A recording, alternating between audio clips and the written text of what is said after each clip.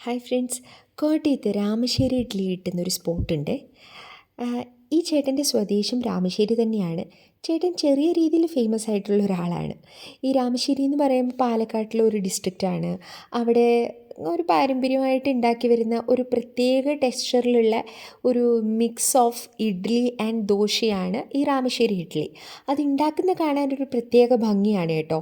നല്ല മൺകുടത്തിൽ വെള്ളമൊക്കെ നിറച്ച് ആവി വരുത്തിയിട്ട് കോട്ടൺ നെറ്റ് പോലെ ഒരു സീവ് പോലെ, അതായത് ഒരു അരിപ്പ പോലെ കോട്ടൺ തുണി വലിച്ചു കെട്ടി ഒരു മൺപാത്രത്തിൽ തന്നെ വട്ടം വലിച്ചു കെട്ടിയതിന് ശേഷം അതിൻ്റെ പുറത്തായിട്ട് ഒരു നേർത്ത മസ്ലിൻ ക്ലോത്ത് ഇട്ടിട്ട് അതിൻ്റെ മുകളിലാണ് ഈ മാവ് കോരി ഒഴിച്ച് നിറച്ച് വയ്ക്കുന്നത്.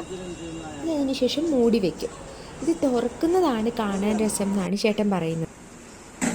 നല്ല ആവി വരുന്നത്. നമ്മൾ ഇല വെച്ചിട്ട് ഇങ്ങനെ വെച്ച് എടുത്തിട്ട് ഉടനെ ഇത് നമ്മൾ സെറ്റ് ചെയ്ത് വീണ്ടും അത് തന്നെ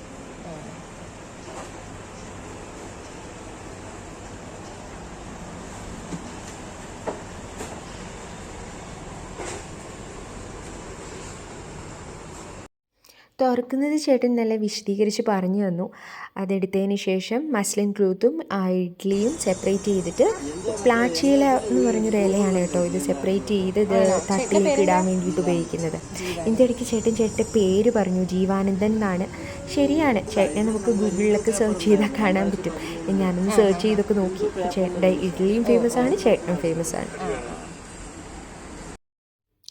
2013 ഹിന്ദു പേപ്പറിലും പോരാത്തതിന് ഗൂഗിളിലും ഒക്കെ ചേട്ടനെ പറ്റിയിട്ട് ന്യൂസൊക്കെ ഉണ്ടെന്നാണ് ചേട്ടൻ ഇതിൻ്റെ ഇടയ്ക്ക് പറഞ്ഞുകൊണ്ടിരിക്കുന്നത്.